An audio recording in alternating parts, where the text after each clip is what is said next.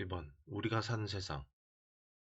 사람들과 집에서 밥을 먹을 때 두 딸들이 들을 수 있도록 의도적으로 내가 종종 틀어놓는 TV 프로그램이 있는데, KBS 1에서 6시 55분에 하는 시청자 칼럼 우리 사는 세상이다.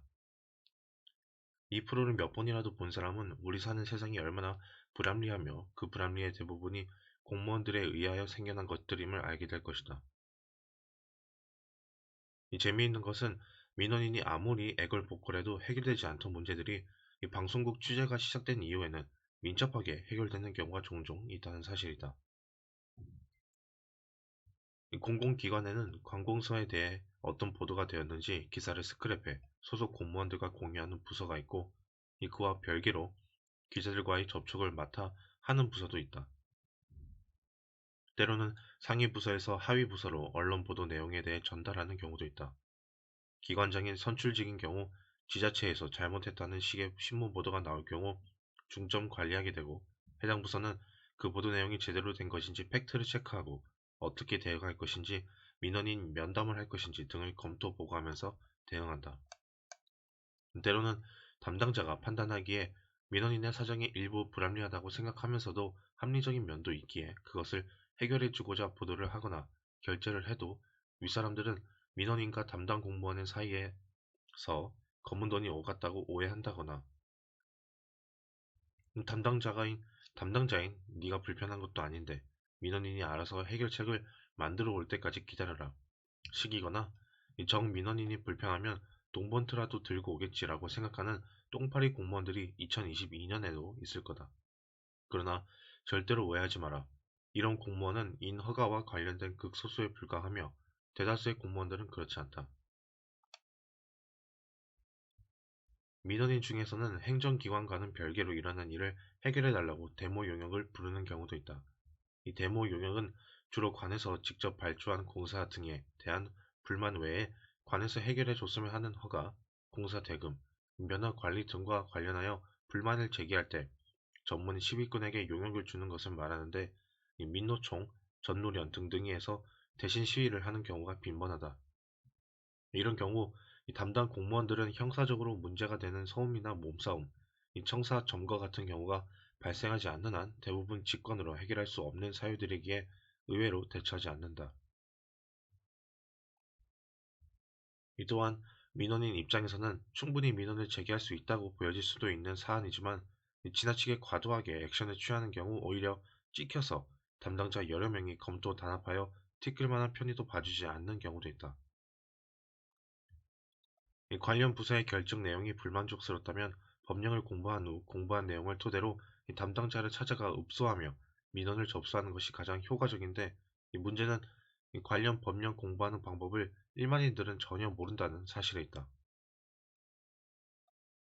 내가 앞에서 말한 TV 프로그램을 두 딸들이 들을 수 있게 한 이유는, 너희가 아무리 성실히 열심히 살아가고자 해도 때로는 누군가가 너희에게 저렇게 엉뚱하게 손해를 끼치고도 책임지지 않는 개 같은 경우를 당할 수 있다는 것을 명심하라는 뜻이었다. 그렇다고 해서 공무원들이 악한 심정을 갖고 그렇게 하는 것은 정말 99% 아니다.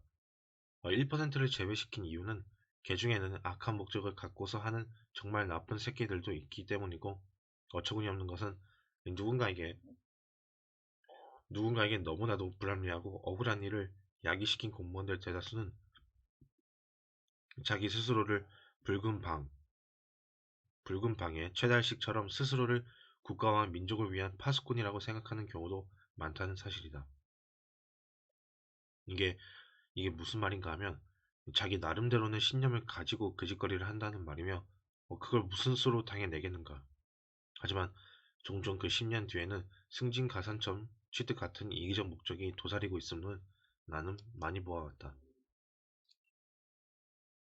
생각보다 많은 공무원들이 승진에 목을 매고 있지만, 구조적으로 인사 고과나 성과 등급을 잘 받았다고 해서 일을 잘한다는 의미는 아니다. 윗사람이라고 일을 정말 잘하는 것도 아니다.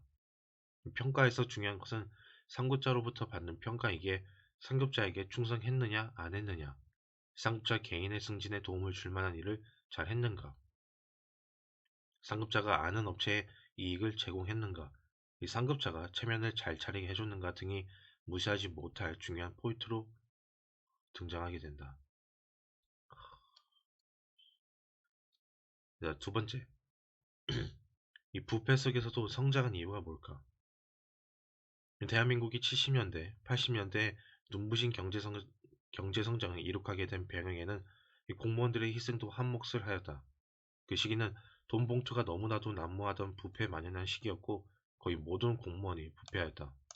그러나 우리나라가 아시아의 다른 부패한 나라들과는 달리 부패 속에서도 경제가 성장한 이유는 뇌물을 밝히는 공무원일지라도 대의 명분이 있는 경우에만 협조를 하는 유교적 위선이 심성에 깔려 있었기 때문으로 보인다. 이게 무슨 뜻인지 구체적으로 설명하면 아래와 같다. 이 동구권의 어느 부패한 나라의 건설부 장관의 집에 아프리카의 어느 부패한 나라의 건설부 장관이 찾아갔는데 이 집이 으리으리하였다. 아프리카의 장관이 물었다. 아니 어떻게 이렇게 멋진 집에서 살 수 있단 말입니까? 그러자 동구권 장관이 창문에 커튼을 젖히면서 저기 저 다리 보이죠? 저 다리를 짓다 보니 이 집이 생겼습니다. 라고 답해줬다. 그로부터 1년 후 이번에는 아프리카 장관의 집을 동구권 장관이 방문하게 되었는데 그 집이 완전 궁궐 수준이었다. 그래서 비유를 물었더니 아프리카 장관이 창문에 커튼을 젖히면서 말했다. 이 가르쳐주신 방법을 저도 써먹었지요. 저기 다리가 보이십니까? 그곳에는 아무런 다리도 없었다. 다리를 짓겠다고 하면서 모은 예산을 착복한 것이었다. 적어도 이런 식의 부패는 한국의 공무원들에게는 거의 없었다고 보면 된다. 이 한국식 부패는 적어도 다리는 세우면서 그 이익의 일부를 나눠 먹는 시기였기에 뭔가 일을 하긴 하였던 것이고 유교적 대의명분을 찾아야 했기에 불필요한 것을 억지로 하기보다는 정말 필요한 것을 찾아서 수행하였던 것이다. 그리고 이런 일은 2023년 현재에도 일어나고 있을 것이다. 세 번째, 공무원은 봉급만 받는 것이 아니다. 공무원이 박봉에 시달린다고 하는 말은 70년대, 80년대에는 수긍이 가는 말이었으나 90년대부터는 상황이 많이 달라졌다. 구체적으로 말해서 현재 9급 1호봉 봉급이 116만 5,200원으로 책정되어 있다고 해서 공무원들이 여전히 박봉에 시달리는 것으로 오해하면 안 된다. 왜냐하면 공무원은 봉급만 받는 게 아니고 수많은 수당과 연금이 있기 때문이다. 특히 연금은 국민연금보다 훨씬 더 빵빵하다. 공무원 월급에 대한 정부기관의 보도자료를 보면 대부분 봉급만 언급하는데 눈 가리고 아웅하는 것이나 마찬가지다. 공무원이 받는 수당이 예를 들어 보면 대우공무원 수당, 정근수당, 정근수당 가산금, 성과상여금, 가족수당, 자녀학비 보조수당, 육아휴직수당, 주택수당, 특수직근무수당, 위험근무수당, 기술정보수당, 기술정보수당 가산금, 교직수당, 교직수당 가산금, 특수업무수당, 보전수당, 시간의 근무수당, 야간 근무수당, 휴일 근무수당, 초과 근무수당, 관리 업무수당, 정액 급식비, 명절 휴가비, 연가 보상비, 직급 보조비, 교통보조비 등등이 있다. 이런 수당의 종류와 금액은 누가 정하는 것일까? 공무원들이지 누구긴 누구냐? 그 사람들이 자기들에게 불리하게 수당을 정할 것 같을까? 물론 그리스에서처럼 서류를 들고 위아래층으로 오르락내리락 거렸다고 해서 주는 층간 이동 수당, 피곤하고 길도 막힐 텐데 제 시간에 출근해 주었으니 기특하다고 해서 주는 정시 출근 수당 같은 건 우리나라에는 없지만 민간 기업에 파견 나가 근무 아닌 근무를 하면서 억대의 연봉을 받게 하는 제도를 멋들어지게 만들어내는 것도 공무원이고 이 공무원 연금 제도가 국민연금 제도보다 훨씬 더 유리하게 남아있도록 힘쓴 사람들도 공무원이다. 즉, 제 아무리 입법부에서 국회의원들이 정치적 목적으로 법을 만든다고 하더라도 시행령, 시행규칙, 고시, 지침 등은 어차피 공무원들의 손을 거쳐야 하는데 이 자기들에게 절대적으로 불리하게 만들 리는 없지 않겠느냐는 것이 내 기본 인식이다.